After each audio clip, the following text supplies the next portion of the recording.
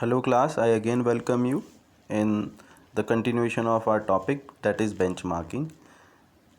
In the first part of benchmarking, we have covered the meaning of benchmarking, what is the need of benchmarking, and what is the concept behind benchmarking.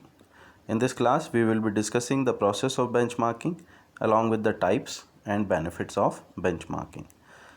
In processes of benchmarking generally includes 5 processes, or we say 5 phases. The first process or phase is planning, where you will do all the planning related activities. किससे आपको benchmarking करनी है, किस industry को आपको target करना है कि उसके जैसा आपको काम करना है, all these comes under planning phase. We will discuss analysis, integration, action and maturity. So ये 5 बड़े इंपॉर्टेंट फेजेस हैं जिसमें आपके स्टेप्स डिवाइडेड हैं. ये आप फॉलो करते हैं. प्लानिंग के बाद आप एनालिसिस करते हैं. You will be determining what are the gaps, जो आपकी शॉर्टकमिंग्स हैं इन एनालिसिस फेज. फिर इंटीग्रेशन करते हैं. You will set up your own goals after studying all those gaps. Then action, you will perform the task, the goals will be achieved by you. And then maturity phase, you will be following the standards. तो ये इस तरह से move करते हैं. देखते हैं step by step. As I told you, first phase is planning phase. In planning phase there are 3 steps. देख सकते हैं आप लोग. मैं इसको थोड़ा सा और बड़ा कर देता हूँ. Identify what to benchmark. पहला प्लानिंग में आप करेंगे, यू हैव टू आइडेंटिफाई आपको बेंचमार्क करना क्या है. फाइंड बेंचमार्किंग पार्टनर्स, किसके साथ करना है. Determine data collection method and collect the data.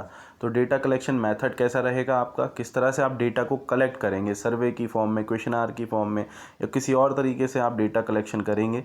ये सब आप डिसाइड करते हैं और डेटा को कलेक्ट करते हैं. Determine in analysis phase, it is the second phase. ये सब प्लानिंग होने के बाद you will be determining current performance gap. अब आप ये देखेंगे कि गैप कहाँ पर है. जो डेटा के आधार पर आपने एनालाइज किया उस डेटा को, तो आपको पता चलेगा गैप कहाँ पर है, शॉर्ट कमिंग्स कहाँ पर हैं. You will project your future performance levels there. And आप क्या अचीव करना चाहते हैं, ये फिर आप उस बिहाफ पे, उन गैप्स के बिहाफ पे देखते हैं. Third is integration phase. You will communicate the findings and gain acceptance and establish functional goals. So you will communicate the findings. जो आपकी findings हैं, जो results आपके पास आए हैं, वो integration में आ जाता है. and you will establish your functioning goals there. जब आपको analysis होने के बाद gap identify करके आपके पास results आ जाएंगे, then you will go for your goals. आप अपने goals set कर लेंगे. In the action phase, that is fourth phase, you will develop action plans, implement specific actions and monitor progress.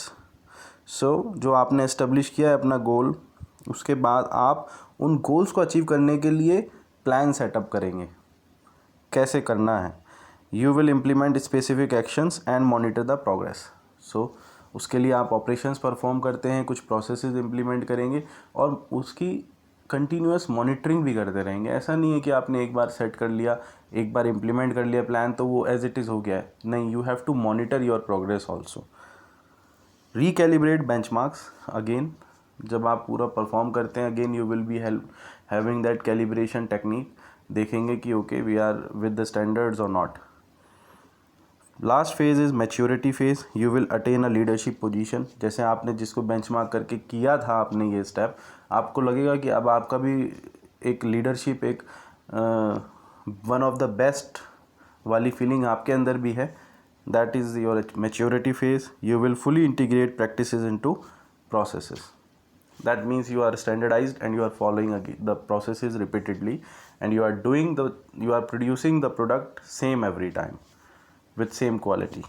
That is maturity. So बहुत आसान है. सब steps आप याद रखें, 12 हैं. 5 प्रोसेसेस के अंदर 12 सब स्टेप हैं जो आप बहुत आसानी से समझ सकते हैं. प्लानिंग होगी, फिर एनालिसिस होगा, इंटीग्रेशन होगा, फिर आप उस पर एक्शन लेंगे. एक्शन के बाद वो मैच्योरिटी फेज में आ जाता है. So this all is the process of benchmarking.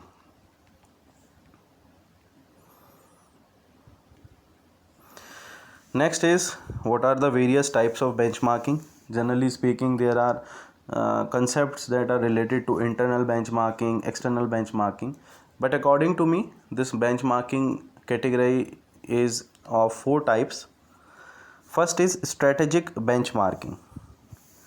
In this, we have to improve the performance by examining long term strategies. हम परफॉर्मेंस को इम्प्रूव करते हैं by studying and examining the long term strategies. देखते हैं कि long term strategy क्या है दूसरी इंडस्ट्री की. तो that comes under strategic benchmarking. Strategy के बगैर आप मूव नहीं कर सकते. You have to understand what is the strategy and it should be long term. Short term strategies पे फोकस नहीं करना है. परफॉर्मेंस और कॉम्पिटिटिव बेंचमार्किंग. कहीं कहीं परफॉर्मेंस लिखा होता है, कहीं कॉम्पिटिटिव बेंचमार्किंग. ये कॉम्पिटिटिव इसलिए है because you are in competition with other partners. You are trying to compare your performance. जैसे मैंने अभी कंसेप्ट ऑफ बेंचमार्किंग में बताया, सिमिलरली यहाँ पर भी to compare the performance with other companies. Process benchmarking. The focus is on improving specific processes and operations. तो जो प्रोसेस बेंचमार्किंग है वहाँ परफॉर्मेंस की बात नहीं हो रही है. वहाँ पर आप स्पेसिफिक हो जाएंगे. जिन प्रोसेसेस को आपने ऑप्ट किया है उस परफॉर्मेंस को एनहेंस करने के लिए, उस पर आपका फोकस रहता है. The focus is specific for specific processes and the comparison is with organisations that perform similar work and deliver similar services. यहाँ पर अगर आप कंपैरिजन करेंगे तो your comparison is only with those organisations जो सेम तरीके का काम कर रहे हैं या सेम तरीके की सर्विसेज आपको दे रहे हैं. फंक्शनल बेंचमार्किंग, जिसको बोलते हैं generic benchmarking. It is with partners from different business sectors और areas with the objective of improving similar functions और वर्क प्रोसेसेस. यहाँ पर कंपैरिजन आप डिफरेंट पार्टनर्स के साथ भी कर सकते हैं. ऐसा नहीं है कि ऑटोमोबाइल सेक्टर का है तो ऑटोमोबाइल सेक्टर के साथ ही कर रहा है. यहाँ पर जो कंपैरिजन होता है वो प्रोसेसेस का होता है. यू ट्राई टू आइडेंटिफाई कि ठीक है इंडस्ट्री है, काम उसका दूसरे तरीके का है, लेकिन क्या सिमिलर प्रोसेसेस ऐसे हैं जो मेरे पास भी हैं और उसके पास भी हैं उस काम को करने के लिए. हम उनमें कंपैरिजन करते हैं. तो कन्फ्यूज़न नहीं होना चाहिए. प्रोसेस बेंचमार्किंग के केस में you are trying to improve the specific processes and operations and you are comparing with the same type of industry. लेकिन अगर बात करते हैं फंक्शनल बेंचमार्किंग में, तो भी आप प्रोसेसेस को आप कंपेयर करते हैं, लेकिन जो इंडस्ट्रीज़ हैं ज़रूरी नहीं है उनका एरिया स्पेसिफिक सेम है, उनका एरिया डिफरेंट होता है. So this is the type of benchmarking that we use to follow. It is very easy to remember. 4 types. Strategic benchmarking, strategy देखते हैं, लॉन्ग टर्म स्ट्रेटेजी को आप एनालाइज करते हैं, एग्जामिन करते हैं. परफॉर्मेंस बेंचमार्किंग में कंपैरिजन करते हैं परफॉर्मेंस का. प्रोसेस बेंचमार्किंग में प्रोसेसेस को आप स्पेसिफिक प्रोसेसेस को देखते हैं, फोकस करते हैं और सेम तरीके की इंडस्ट्री के साथ करते हैं. In case of functional benchmarking भी आप प्रोसेसेस को देखते हैं, लेकिन इंडस्ट्री अलग तरीके की हो सकती है. Last, what are the benefits. जब इतनी सारी बातें हो गई हैं तो बेनिफिट्स भी आपको पता ही चल गए होंगे. It can allow us to gain an independent perspective about how well you perform compare to other companies. तो एक इंडिविजुअल पर्सपेक्टिव, एक परसेप्शन आपके पास भी आ जाता है कि आप कितना अच्छा कर रहे हैं दूसरे कंपनीज़ के मुकाबले में. तो ये हमेशा पता होना चाहिए कि आप कहाँ स्टैंड करते हैं. तो बेंचमार्किंग से आपको ये पता चलने में बहुत आसानी होती है. You can assess the performance gaps to identify areas for improvement. बहुत आसानी से, मैंने कहा कि बहुत आसान एफिशिएंट वे है ये अपने आप को इम्प्रूव करने का, क्योंकि आप उन गैप्स को बहुत आसानी से आइडेंटिफाई कर लेंगे जहाँ पर आपको इम्प्रूव करने की ज़रूरत है. You can develop a standardised set of processes and matrix. ठीक है, जब आपने, मैंने कहा था जब आप मैच्योरिटी फेस में पहुंचते हैं तो you are able to develop your own standard set of practices. जितनी भी बड़ी कंपनियां हैं, लाइक महिंद्रा है, टाटा है, हीरो है, या किसी भी सेक्टर की बात करूं, वोल्टास है, they all are in maturity face.